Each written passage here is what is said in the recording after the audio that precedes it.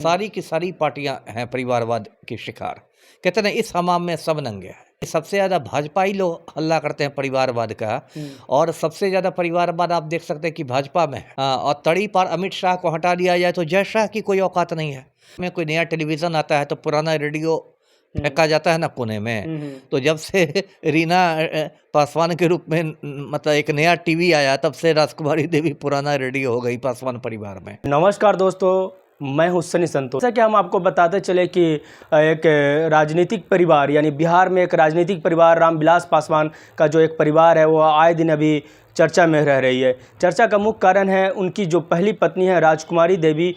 आए दिन अभी रामविलास पासवान जी का जो परिवार है उसमें झगड़ा हो रहा है। उनकी पहली पत्नी राजकुमारी देवी है, उन्होंने आरोप लगाया है कि पशुपति पारस और नमस्कार दोस्तों, मैं हूं सनी संतोष। दोस्तों, रामविलास पासवान के परिवार में काफ़ी खींचतान चल रही है। इन्हीं सब मुद्दों पर हमारे साथ बातचीत करने के लिए पूर्व आईपीएस अधिकारी अमिताभ दास जी हैं। चलिए हम इन्हीं मुद्दे पर उनसे बातचीत करते हैं। सर नमस्कार। नमस्कार। कैसे हैं सर? अच्छा हूँ, ठीक हूँ। सर, ये जो रामविलास पासवान की जो पारिवारिक झड़प हो रही है उसको आप कैसे देखते हैं सर? ये सही कहा आपने, अभी बिहार में काफ़ी सुर्खियों में है।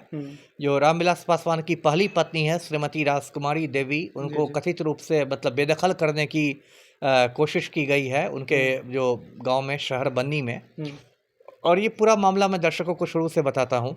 ये जो रामविलास पासवान थे, एक बड़े दलित नेता थे, बिहार के कई बार केंद्रीय मंत्री भी रहे, थोड़े अवसरवादी भी थे, इसलिए मौसम वैज्ञानिक का भी खिताब मिला था कि राजनीतिक मौसम देख के पाला बदल लेते थे। और रामविलास पासवान ने पहली शादी की थी राजकुमारी देवी से, और राजकुमारी देवी से उनको दो बेटियां हैं, आशा और उषा। और 1981 में उन्होंने छोड़ दिया राजकुमारी देवी को, है ना। तब तक रामविलास पासवान को थोड़ी शहर की हवा लग चुकी थी, तो राजकुमारी देवी उनको देहातीन लगने लगी थी। और 1983 में रामविलास पासवान ने एक पंजाबी महिला से शादी कर ली, रीना शर्मा से, जो अब रीना पासवान कहलाती है, और उनके बेटे चिराग पासवान अभी मंत्री हैं केंद्र में। उसके बाद रामविलास पासवान काफ़ी उन्होंने तरक्की की, और 2020 में उनकी मौत हो गई फोर्टिस अस्पताल दिल्ली में। उसके बाद जो उनकी पार्टी थी लोक जनशक्ति पार्टी, जिसको लोजपा कहते हैं संक्षेप में, लोजपा दो भागों में बट गई।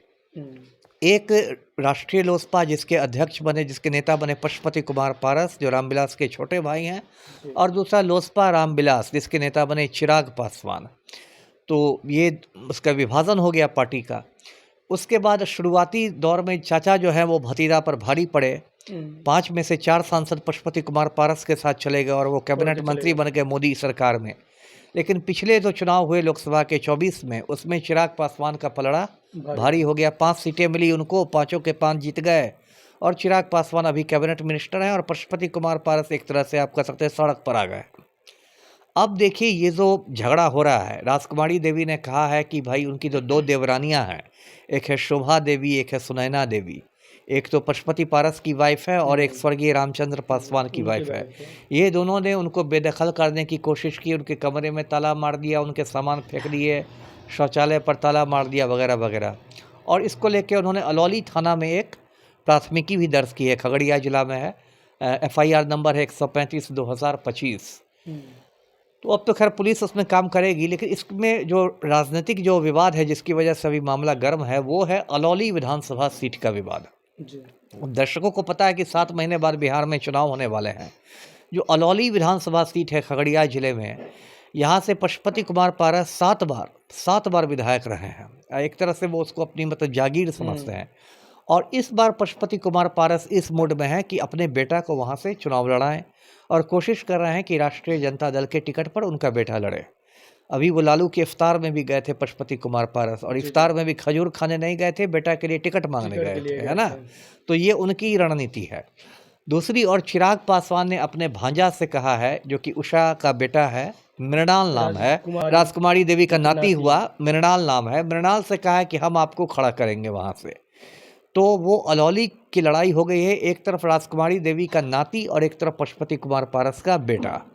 तो इस वजह से भी अभी तनाव काफ़ी बढ़ गया है, और इसके लिए मतलब वो एक आप कह सकते हैं। क्या लग रहा है कि ये आपसी लड़ाई नहीं है बल्कि वो सीट जो अलौली का सीट है उसकी लड़ाई है? जी, मेन बात वही है।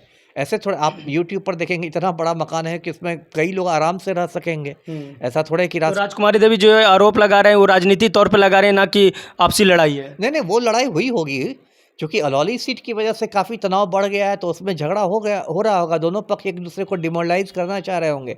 अब राजकुमारी देवी ने कहा है कि हमको बंटवारा चाहिए, और उसने कहा कि पूरी संपत्ति का 3 भागों में बंटवारा होना चाहिए, क्योंकि रामविलास पासवान 3 भाई थे।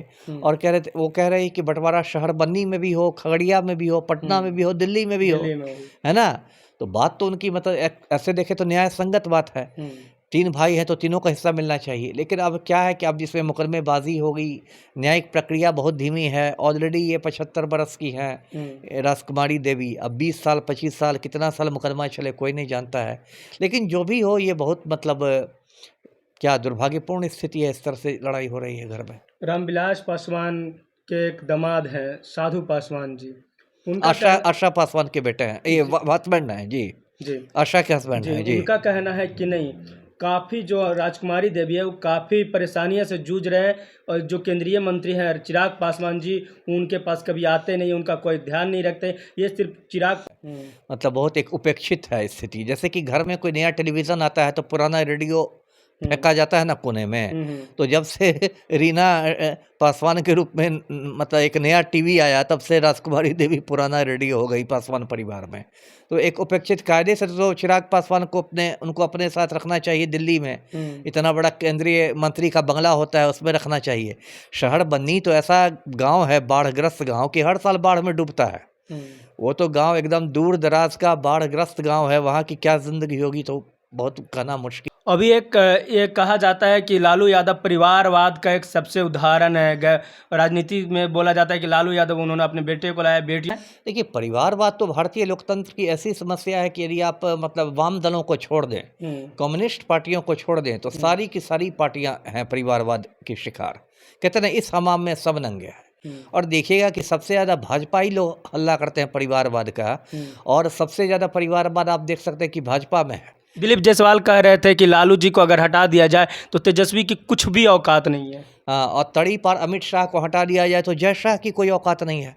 आज यदि जय शाह ने भारतीय क्रिकेट कंट्रोल बोर्ड पर कब्जा किया हुआ है,